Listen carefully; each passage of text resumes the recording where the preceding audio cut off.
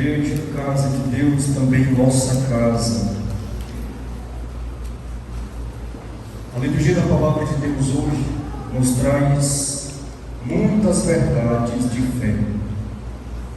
Se de fato nós prestamos atenção, nós vimos muitas verdades de fé proclamadas hoje na liturgia da palavra, que a igreja chama de novíssimos, ou verdades escatológicas, escatológico, estudo dos últimos tempos. E como essas verdades de fé despertam em nós muita curiosidade, mas também despertam em nós, sobretudo, muita esperança.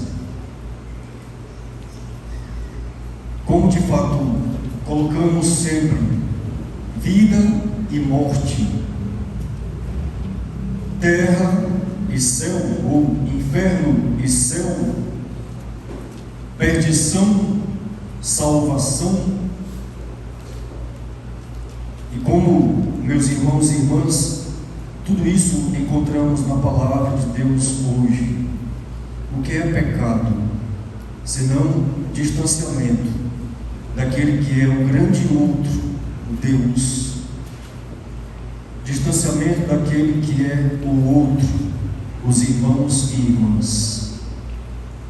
Vimos na primeira leitura do livro da profecia de Amós, o profeta Amós dizendo: ai dos que vivem despreocupadamente com relação àquele que é o grande outro, que é Deus, aquele que é o outro, que é o irmão, a irmã, aquele que se preocupa somente consigo. São Paulo, na segunda leitura, fala o que nós, homens e mulheres de Deus, devemos viver. São Paulo diz: tu que és um homem de Deus, foge das coisas perversas, procura a justiça, a piedade, a fé, o amor, a firmeza, a mansidão, combate o bom combate da fé, conquista a vida eterna. Mais adiante ele diz: guarda o teu mandato íntegro e sem mancha. Portanto, meus irmãos e irmãs, como queremos corresponder ao que Deus é, ao que Deus tem realizado e realizará por nós? Depois, claro, o centro da palavra é sempre os evangelhos. Ouvimos Jesus nos dar muitas verdades de fé. E como queremos cada vez mais aprender, viver e testemunhar estas verdades de fé? Aprendemos no Evangelho de hoje que nós não entramos no céu com os bens da terra. Isso é muito claro e deve ser cada vez mais claro para nós. Não entramos no céu com as coisas da terra. Entramos no céu com as coisas do céu. Por isso a necessidade, meus irmãos e irmãs, de não juntarmos somente bens materiais, os bens que a vida e o mundo podem oferecer, mas sobretudo aspirar às coisas do céu, desde já, aqui e agora, aspirar às coisas do céu, pois não se entra no céu com as coisas da terra, só se entra no céu com as coisas do céu. Vimos o rico opulento e o pobre chamado Lázaro. Isso já nos diz muita coisa, né? O nome da Sagrada Escritura é muito importante. O nome diz quem é a pessoa. O rico nem nome tem, tão preocupado com roupas finas, elegantes, festas esplêndidas todos os dias. Alguém que não saía de si, Quem enxergava somente a si mesmo não é conhecido porque não se deixa conhecer, nem por Deus, nem pelos outros. O pobre tem nome, é Lázaro, tem identidade, como quando somos chamados pelo nome. Alguém que nos conhece nos chama pelo nome. Quando somos desconhecidos, nem nome temos, nem nome sabe que temos. Qual o nome que temos? E os dois morreram. A realidade da vida e da morte. Abraão diz: lembra-te que tu recebeste teus bens durante a vida, e Lázaro os males. Agora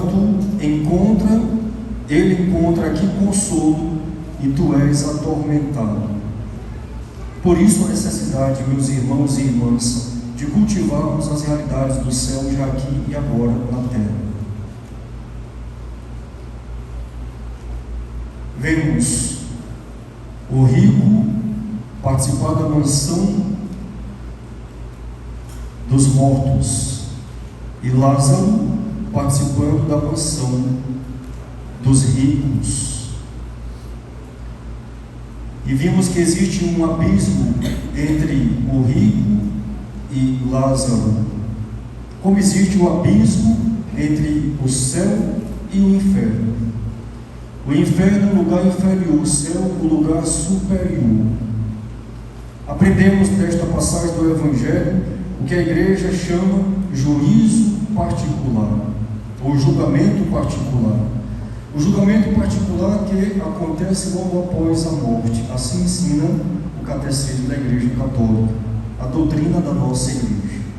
Temos dois julgamentos, um que se dá logo após a morte, chamado juízo particular, e ele é meritório. Quem fez o bem vai para o céu, quem fez o mal vai para o inferno, quem fez o bem e precisa de um tempo de purificação vai para o purgatório.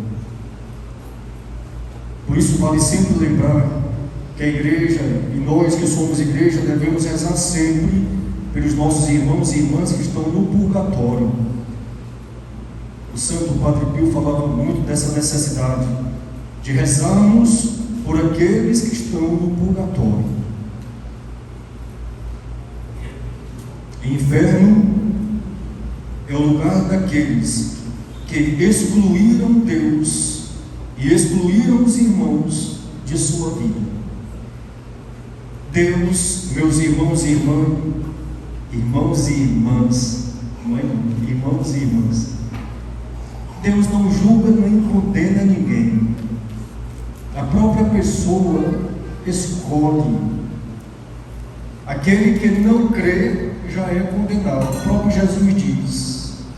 Portanto, é condenado e vai para o inferno aquele que escolhe não crer em Deus, não amar a Deus, não servir a Deus. É uma opção. Assim, o inferno, o céu, esse lugar superior daqueles que fazem a vontade de Deus, conhecem a vontade de Deus, se esforçam em fazer a vontade de Deus e vivem a vontade de Deus. Portanto, o julgamento particular é meritório.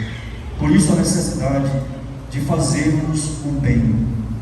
Fazemos o bem não porque queremos o céu, né? Nós também, mas fazemos o bem porque é próprio nosso fazer o bem. E como devemos, meus irmãos e irmãs, cada vez mais nos esforçar para fazer sempre o bem. Depois vimos esse diálogo que o rico tem com Abraão.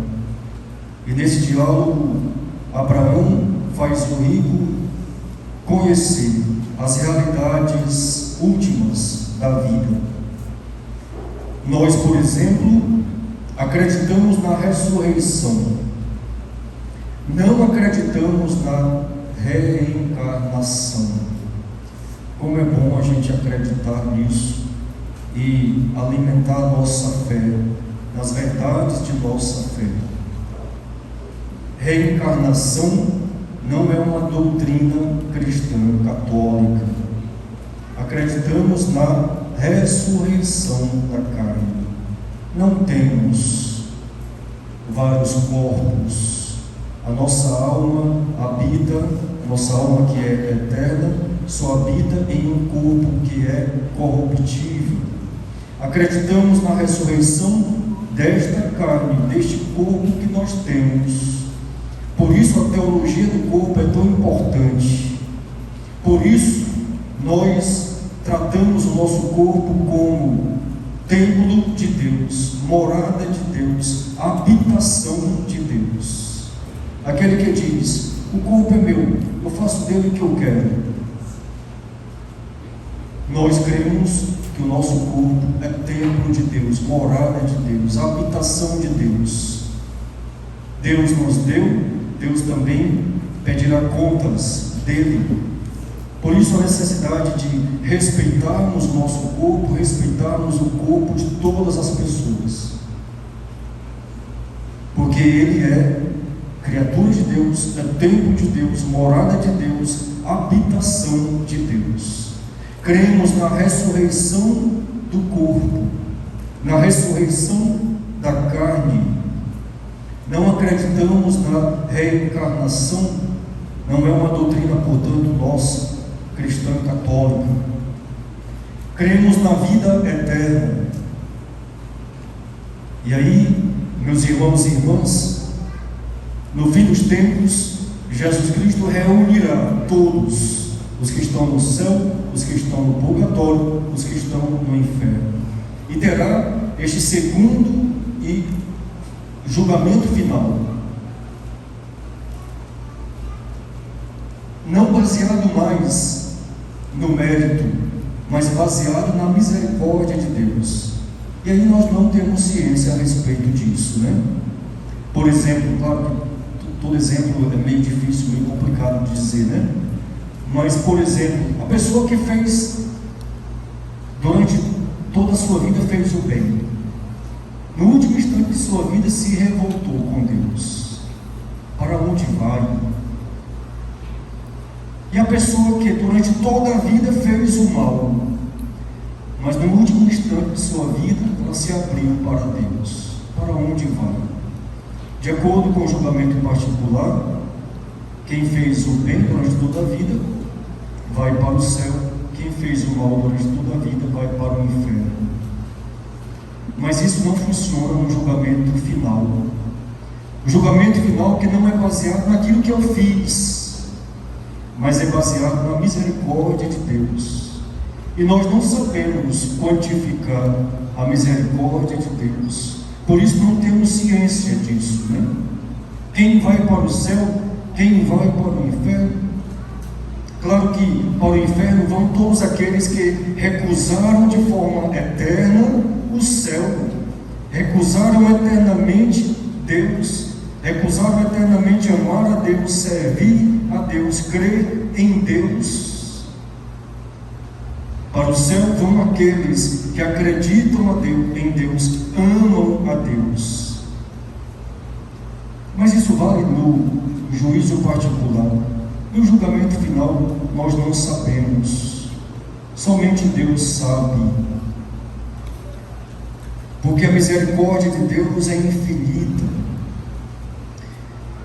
E, meus irmãos e irmãs, como é tão importante, né? Não desejar o inferno para os outros, né? Aqui e acolá na confissão a gente escuta, né?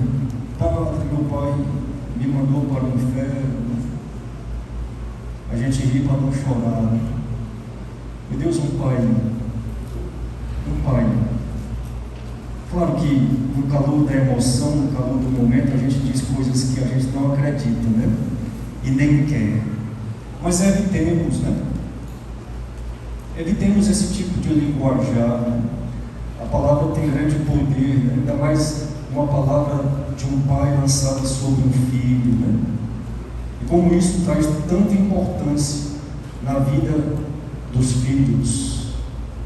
Desejar alguém ir para o inferno, né? Como nós queremos cada vez mais desejar o céu para nós e para todos.